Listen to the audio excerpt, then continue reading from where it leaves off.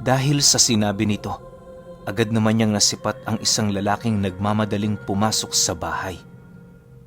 Pagsilay niya rito, agad namang bumungad sa kanya ang presensya ng mutya ng sepulkro na hawak-hawak nito.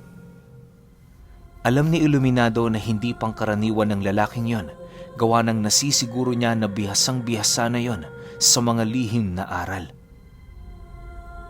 Sa pagpapatuloy ng kanyang pagmamasid, bahagya naman siyang natigilan nang masipat niya ang lalaking tinatawag na Alvaro na dahan-dahang lumalapit sa kanya. Pagharap nilang dalawa, ngumisilang naman ito habang nagwiwika sa kanya ng, "Magandang umaga, panauhin. Halika, pumasok ko sa bahay ko." Nang marinig naman ni Iluminado ang sinabi nito, agad naman siyang sumang-ayon ng walang pagdadalawang isip. Alam niya sa kanyang sariling hinihintay din siya ni Alvaro, gawa ng sa tono ng pananalita nito, parang inaasahan na nito ang kanyang pagdating. Makalipas lamang ang ilang oras, natapos na nga ang ginagawa nitong panggagamot sa pasyente nitong ginagambala ng mangkukulam. Nang silang dalawa na lamang ang natira sa loob ng bahay, inabutan siya nito ng telang puti na naglalaman ng binuhay na mutya, kalakip ang peraso ng sepulkro. Matapos naman niya yung masilayan, halos hindi siya makapaniwala sa ibinigay nito, gawa ng bibihira lamang sa mga manggagamot ang magbigay ng mutya sa mga taong hindi naman nila kilala. Anong ibig sabihin nito, Alvaro?" Seryosong tanong ni Iluminado. "Regalo ko yan sa'yo. Alam kong hindi ka taga rito. At alam ko rin na galing ka sa tribo ng mga tasi-tasi. Matagal na panahon na kitang hinihintay. Sa wakas, bago ako tumanda at mamatay, nakita kita. At dahil din sa'yo, napatunayan ko na may mga nilalang ang may kakayahang maghawi ng panahon." Sagot naman ni Alvaro. Matapos nilang mag-usap, bigla naman siyang bumalik sa kubong kinaroroonan ni Pilo Carpio. Pagsilay niya rito, nasipat niya yung pinapakalma ang alaga nitong aso na para bang meron yung nararamdamang kakaiba. Pagtitigan nilang dalawa, agad naman siya nitong inabisuhang sumunod patungo sa dulong parte ng lugar. Halos ilang minuto din nila yung nilakad hanggang sa marating nila ang nyugan. Pagtigil ni Pilo Carpio sa lugar na yon, bahagya namang nabaling sa madidilim na parte ang kanyang paningin, gawa ng ramdam na ramdam niya ang napakabigat na presensya ng mga aswang. Inakala niyang tinambangan sila, pero nang marinig niyang magsalita si Pilo Carpio, doon niya naunawa ang may kaugnayan ang mga ito sa pamilyang pinanggalingan ng ermetanyo. Sa pagsilay niya sa isang nilalang na mabilis na nagpalit ng anyo, laking gulat na lamang niya nang tawagin ito ng matanda na pamangkin. Hindi niya inaasahang maririnig niya ang katagang yon, sa kadahilanang ang buong akala niya wala itong kamag-anak sa lugar na kanyang napuntahan. Sa pagpapatuloy ng pag-uusap ng dalawa, naunawaan ni Iluminado ang mga nangyayari sa paligid. Habang siya ay nakikinig, hindi niya mawari kung bakit nadapo siya sa lugar ng mga mas demonyo pa sa kalaban nila. Hindi rin siya naniniwalang ermetanyo ng kanan ang matanda, gawa ng napapabilang din ito sa mahaharlikang lahi ng mga aswang. Matapos ang pag-uusap nila, muling tumingin sa kanya ang matanda habang nananatiling walang imik. Paglaho ng grupo ng pamangkin nito, inanyayahan siya nitong umupo sa isang tipak ng buwal na puno nang sa gayoy mapag-usapan nila ang mga bagay na kanyang narinig. "Marahil ay nag-isip ka kung bakit dito ka napunta. Alam ko ring inakala mong ermetanyo ng kanan ang iyo ritong makakasalamuha. Sinasabi ko sa iyo, di hamak na mas mabuting tao pa ako kung ikukumpara mo sa iilang mga ermetanyo. May dahilan kung bakit ako naging sandigan ng mga tasi-tasi. Matagal na akong napapabilang sa kanila. Magmula pa noong may pagkakabaha-bahagi sa aming pamilya. Wika ni Pilo Carpio.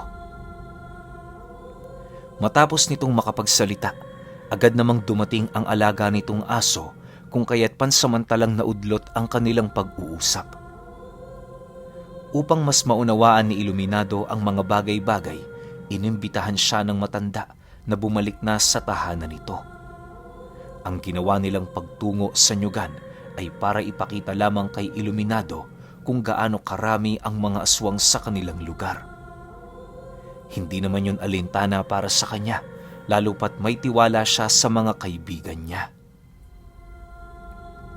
Sa paglalim pa ng gabi, nagpatuloy ang kanilang pag-uusap. Marami na siyang nalaman kay Pilo Carpio ukol sa buhay nito at kaugnayan nito sa mga tasi-tasi. Bago sila tuluyang magpaalam sa bawat isa, binigyan siya nito ng isang itim na ugat na siyang magbibigay sa kanya ng kakayahang tawagin ang gabunang alaga nito kung yun ay kinakailangan. Kalakip ng kakayahang ipinagamit sa kanya ay ang mga babala ng matanda na siya lamang ang poprotektahan ng gabunang yon at wala ng iba. Nang marinig naman niya ang sinabi nito, walang pagdadalawang isip niya pa rin kinuha ang ugat alang-alang sa kanyang buhay. Sa isip-isip niya, mas mainam na meron siyang panghawakan kesa wala. Matapos ang kanilang pag-uusap, agad naman niyang naramdaman ng unti-unting pagdilim ng buong paligid. Hindi naglaon nang pagmumukha na lamang ng matanda ang kanyang nakikita na sipat niya yung nakangisi habang nakatingin sa kanya at bumubulong ito ng, "Pumikit ka na. Huwag mong kalimutang huminga." Pagkarinig ni Iluminado sa sinabi nito, agad naman niyang naramdaman ang paghatak ng kanyang wisyo patungong kawalan. Sa kabila ng napakadilim na paligid na kanyang nasisilayan, ramdam na ramdam niyang hindi lang araw o buwan ang paglalakbay niya roon. Bagkus ay inabot yon ng taon at dekada. Habang palutang-lutang siya sa kawalan, maraming bagay ang nagsisilbing katanungan sa kanyang isipan. Sa estado noon ni Iluminado, pakiramdam niya masisiraan na siya ng ulo sa kadahilan ng hindi niya mawari kung alin ang totoo at ang kathang isip. Makalipas pa ang ilang minuto, pagsilay niya sa isang liwanag na unti-unti na niyang pinapasukan, doon na niya narinig ang mga boses ng tasi-tasing nagsasalita sa kanyang paligid. Hindi naglaon nang makabalik na ang kanyang wisyo, bumungad sa kanya ang pinuno ng mga itong pilit ibinubuka ang kanyang mga mata. Bago pa man siya magkaroon ng lakas para magsalita, inilubog siya nito sa dagat na para bang kaparte yon ng ritual matapos ang ginawa niyang paglalakbay.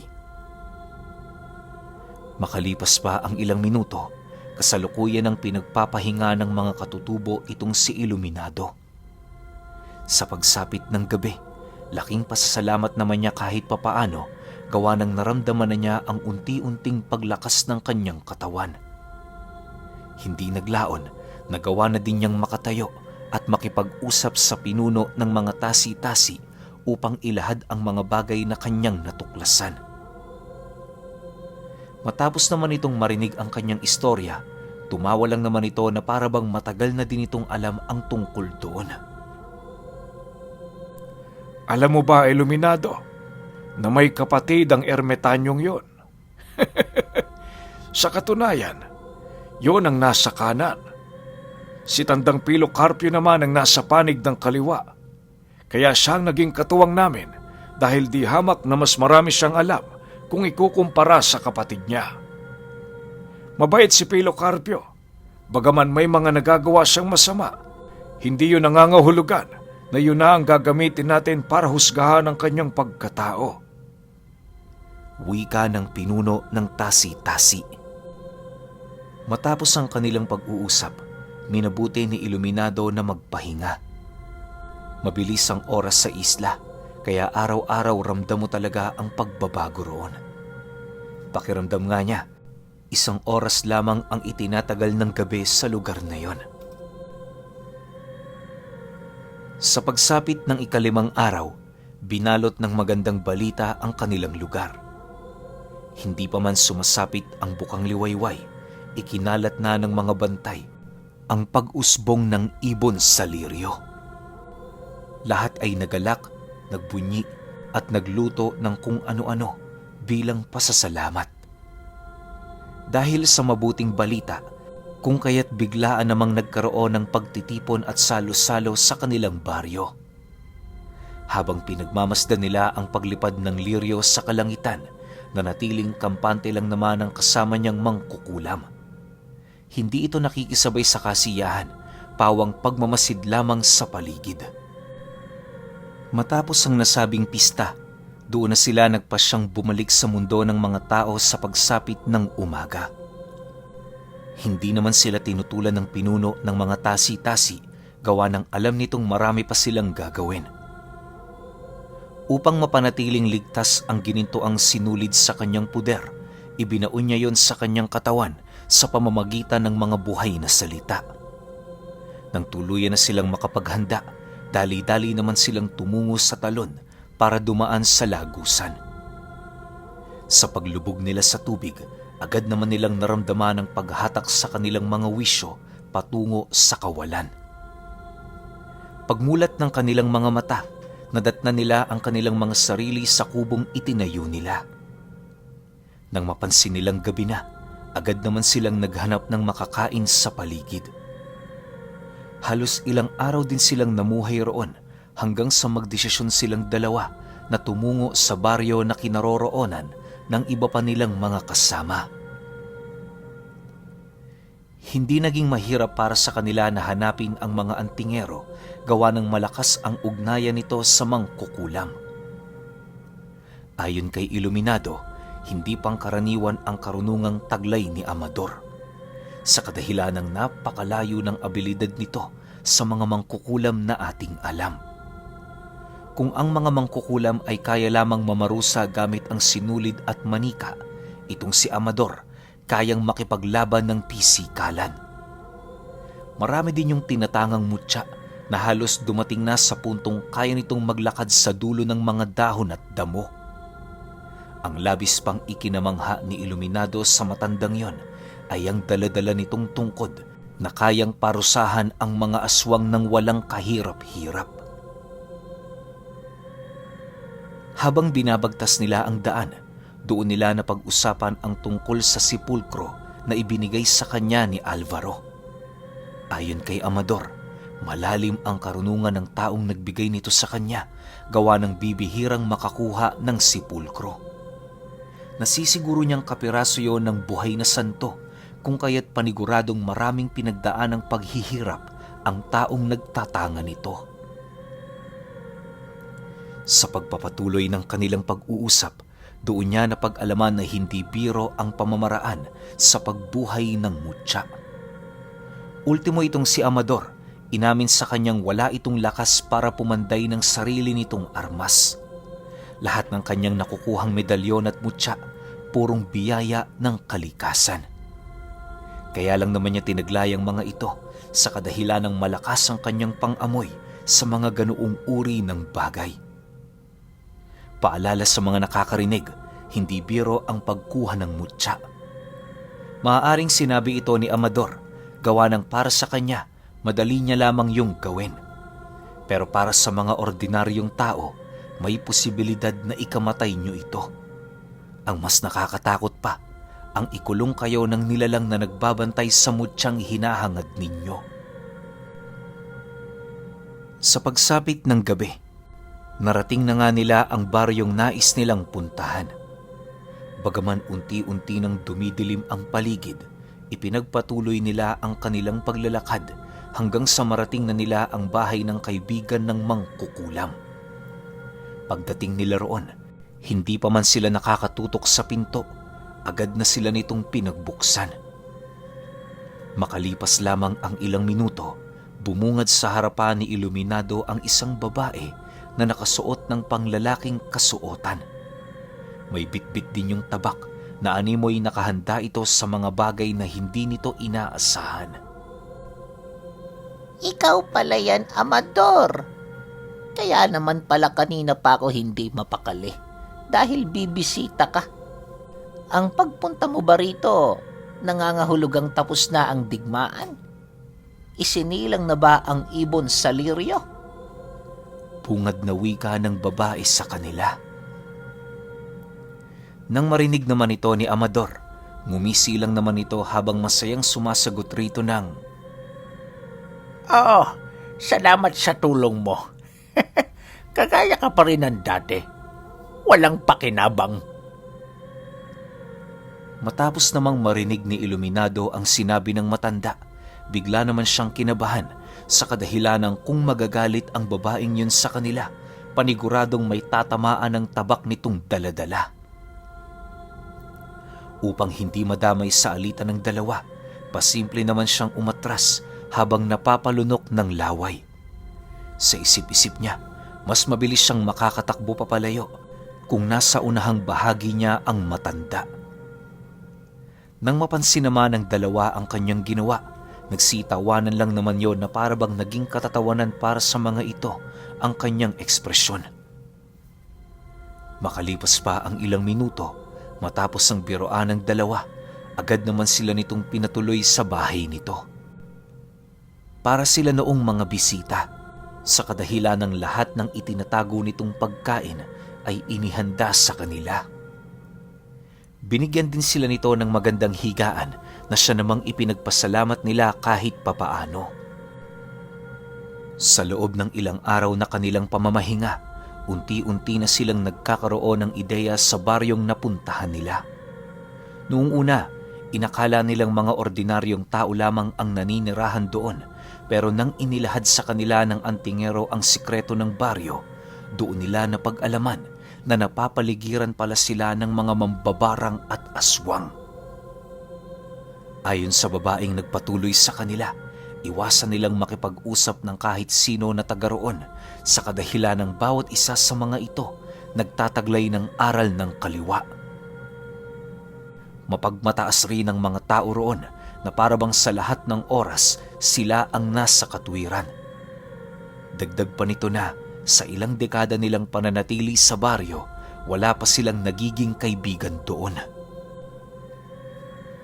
Matapos naman yung malaman nila Iluminado, mariin naman nila itong tinandaan.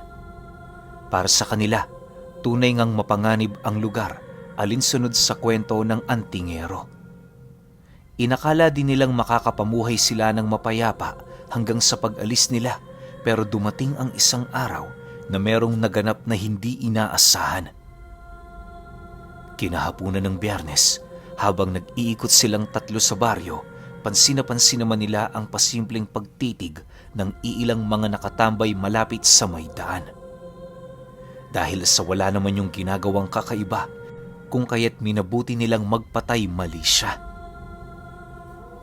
Nang makarating na sila sa sentro, bahagya naman silang natigilan nang salubungin sila ng 7 binatilyo. Sa estado ng pagmamasid ng mga ito, ramdam naman ni Iluminado ang masamang hangarin ng mga ito sa kanilang tatlo. Nang ilang di pa na lamang ang layo sa kanila ng mga binata, bigla naman siya nitong sinapak sa muka na siya namang labis niyang ikinagulat.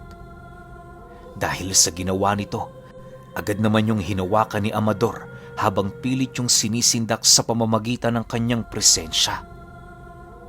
Maya-maya pa, bahagya namang nabaling ang kanilang paningin sa paligid nang mapansin nilang unti-unti na silang pinaliligiran ng mga tao sa baryo.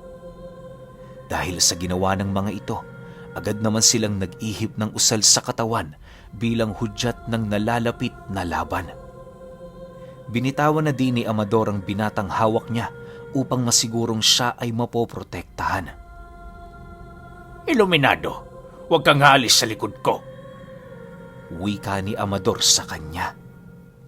Nang marinig naman niya ang sinabi nito, nanatili lang naman siyang tahimik habang patuloy na nagmamasid.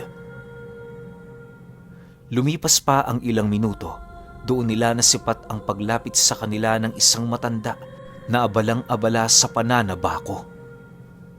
Pagharap nito at nang mangkukulam, kitang-kita nila ang pagngisi nito na para bang hindi yun nababahala sa mga mangyayari. Sa pagtitiga ni Iluminado at ng matandang yon, bigla naman niya yung nasipat na yumuko sa kanya at pagbalik ng paningin nito sa kanyang mga mata, masaya naman yung nagwika sa kanya ng, Dala mo ang presensya ng Ingran. Kung gayon hindi ka kalaban. Mga kasama, bantayan niyo ang magkakaibigang ito. Sino man ang pumunta rito nang hindi natin kalahi, patayin ninyo. Wika ng matanda na siya namang labis nilang ikinagulat. Matapos nitong makapagwika, agad namang nagsialisan ang mga nilalang sa paligid. Magmula noong narinig nila ang tungkol sa sinabi ng matandang yon, nag-umpisa na ang kanilang hindi inaasahang ugnayan sa mga ito. Lumipas pa ang ilang linggo, mas lalong naging mapayapa ang kanilang pamumuhay sa lugar. Araw-araw silang pinapadalhan ng matanda ng mga gulay at prutas nang sa gayoy hindi na sila mahirapan sa kanilang makakain. Tuwing gabi naman, may iilan sa mga tauhan nito ang pasimpleng nagbabantay sa kanilang tahanan. Hindi naman yun pumapasok sa bakuran, kaya na may hindi na nila yon gaanong pinakialaman. Subalit dumating ang isang araw, bigla silang binalot ng nakakapangilabot na balita sa baryo. Ang matandang nagbibigay proteksyon sa kanila, natagpuang wala ng buhay kasama ang iilan nitong tauhan. Labis naman yung ikinagulat ng mga mambabarang at aswang, gawa ng ang matandang yon ang nagsisilbi nilang pinuno at gabunan sa lugar. Napakahirap para sa kanila na paniwalaan ang tungkol sa sinapit nito sa kadahilan ng napakalalim ng tinatangang lihim ng matanda. Dahil sa hindi nila mawari kung sino ang kanilang kalaban, mas lalo nilang pinag-igting ang kanilang pagbabantay sa lugar. Tumulong na dinoon sila Amador para naman kahit papaano may masasandigang salungat na aral ang mga ito. Sa loob ng ilang araw, hinanap nila ang may sala sa karumal-dumal na pagpatay, subalit bigo silang yon ay masilayan. Nang medyo humupa na ang tensyon sa baryo, minabuti nila Iluminado na maghanda. Naisin man kasi nilang umalis sa lugar na yon, hindi pa nila ito magawa-gawa sapagkat hindi pa dumarating ang iilan sa mga antingero na pinadalhan nila ng paanyaya. Isang gabi, habang binabalot ng katahimikan ng paligid, bigla naman siyang napabalikwas sa kanyang higaan nang itulak siya ng matanda. Pagbagsak niya sa lapag, agad naman siyang tumayo para kausapin ito. Medyo naaalibadbara na itong si Iluminado sa ginawa ng matanda, gawa ng pagod na siya noong nagdaang araw. Matapos niyang makapagsalita, agad naman siya nitong pinatahimik habang sumasagot sa kanya ng, Manahimik ka. May bisita tayo. Kunin mo ang sundang sa ilalim ng higaan. Manatili ka rito. Dahil sa sinabi nito, wala na siyang nagawa kundi ang sumunod. Makalipas lamang ang ilang minuto, laking gulat na lamang niya nang makarinig siya ng iilang taong bigla na lamang nagsisigawan sa labas ng kanilang bahay. Sinasabayan na din yon ng pag-alulong ng mga aso, hudyat na merong nangyayaring kakaiba sa paligid. Maya-maya pa, nang makuha na niya ang kanyang sandata, dali-dali naman siyang tumungo sa kinaroroonan ng dalawa niyang kasama upang alamin ang mga nangyayari. Nadatnan niya yung nakasilip sa isang maliit na siwang ng bahay na animoy meron itong pinagmamasdang nilalang. Pagsilip niya sa siwang, bumungad sa kanya ang isang malaking lalaking nakatalokbong ng sako ang ulo, may dalang palakol at walang sawang pinagtatataga ang mga kababaryo nila na nagbabantay sa tahanan ng antingero. Sa pagbalik ng katahimikan sa paligid, rinig na rinig nila ang malalim nitong paghinga habang maiging nakikiramdam. Pagsilay ng mga nilalang na yon sa bahay na kanilang kinaroroonan, agad naman silang napakubli sa siwang para magtago. Halos inabot din sila ng ilang minutong pagmamatsyag hanggang sa dumating ang puntong narinig nila ang pagsidatingan ng mga kababaryo nilang aswang at mambabarang. Bagaman hindi alam ng mga ito ang kanilang kalaban, patuloy yung sumugod na siyang naging sanhi upang tuluyan sila nitong malipol. Kahit anong gawin ng mga kaibigan nila Iluminado, wala itong nagagawa sa nilalang na nananalasa sa baryo.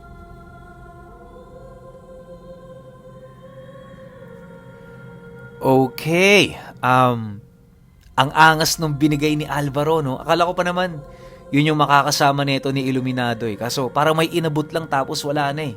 Pero alam nyo, pinaka nagpakilabot sa akin dito, yung binanggit ng pinuno ng mga tasi-tasi na merong kapatid si Pilo Carpio. Alam ko namang, karamihan sa inyo kilala na yun kasi sobrang sikat ng kwento natin na yun eh.